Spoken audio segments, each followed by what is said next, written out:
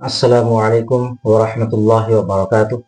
আলহামদুলিল্লাহি রাব্বিল আলামিন ওয়াল আকিবাতু লিল মুত্তাকিন ওয়াস সালাতু ওয়াস সালামু আলা সাইয়্যিদিল আমবিয়া ওয়াল মুরসালিন আম্মা বা'দ। সম্মানিত দিনী ভাই বোনেরা, আপনারা দেখছেন জিন্দারু চিকিৎসক চ্যানেল থেকে।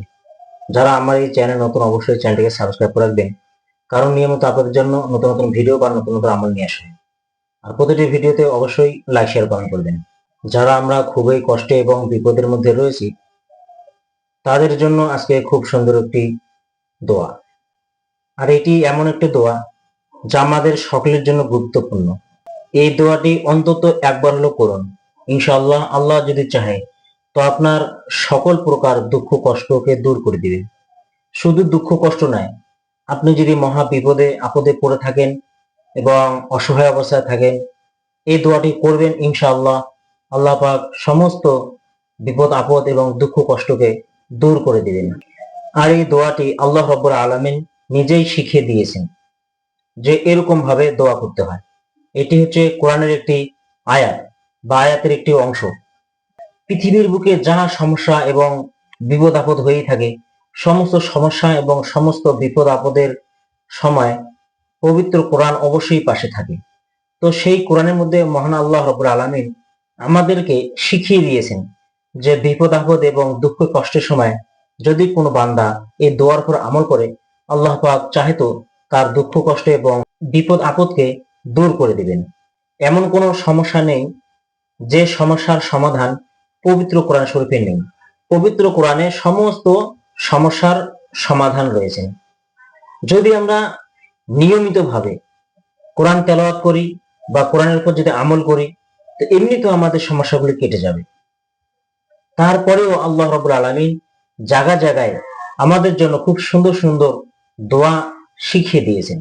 আর এই দোয়ার উপর রাসূল করিম সাল্লাল্লাহু আলাইহি ওয়াসাল্লাম বেশি বেশি আমল করতেন, অর্থাৎ এই দোয়া পাঠ করতেন। এবং সাহাবা একরাম রিজওয়ানুল্লাহি তাআলা আলাইহিম আজমাইনগণ এই দোয়ার উপর বেশি বেশি পাঠ করতেন।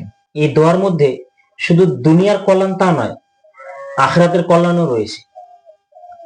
তো এই দোয়া আমরা কখন করব, কিভাবে করব, তো দোয়াটি শোনার আগে আমরা নিয়ম কানুনটি অবশ্যই জেনে নেব।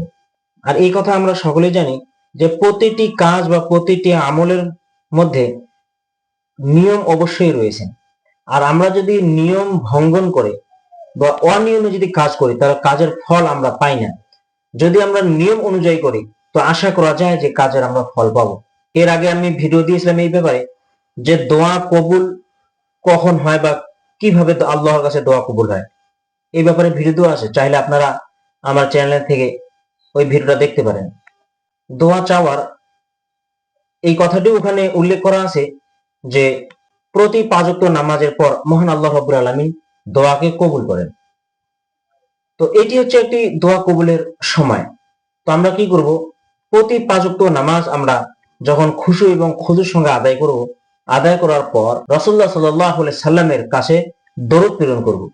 দরুদ ইব্রাহিম হোক বা সব থেকে ছোট দরুদ সাল্লাল্লাহু আলাইহি ওয়াসাল্লাম, এই দরুদটি পড়তে পারেন। আপনারা যেটি দরুদ ভালো মনে করেন সেটি পড়বেন। তবে দরুদে ইব্রাহিম পাঠ করলে বেশি ভালো হয়। আপনার দরুদে পাঠ করবেন দোয়া শুরুতে, অতঃপর এই দোয়াটি পড়বেন।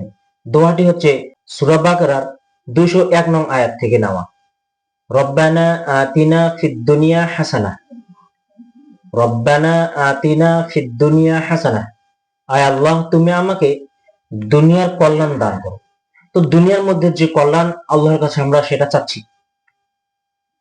তো এই দোয়া যদি কেউ পুরোটাই করতে চায়, তো ওয়াফিল আখিরাতি হাসানাহ, যে আল্লাহ তুমি আমাকে আখিরাতের কল্যাণ দান করো, এবং ওয়াকিনা আযাবান নার, এবং জাহান্নামের আযাব থেকে বা জাহান্নামের আগুন থেকে আমাদেরকে রক্ষা করো। আপনি চাইলে তো পুরো দোয়াটাই করতে পারেন। তো আপনারা এরকম ভাবে আল্লাহর কাছে দোয়া করবেন, হাত তুলে বিনয়ের সঙ্গে, চোখে অশ্রু আর মনে মনে এই আয়াতের মানেগুলি কল্পনা করা যে আমি আল্লাহর কাছে কি চাচ্ছি। এটা চাওয়ার পরে এরকম ভাবে দোয়া করবেন, ইনশাআল্লাহ আল্লাহ চাহে তো আপনার সকল ধরনের বিপদ আপদ দুঃখ কষ্টকে দূর করে দিবেন। আশা করি আপনারা বুঝতে পেরেছেন। আসসালামু আলাইকুম ওয়া রাহমাতুল্লাহি ওয়া বারাকাতুহু।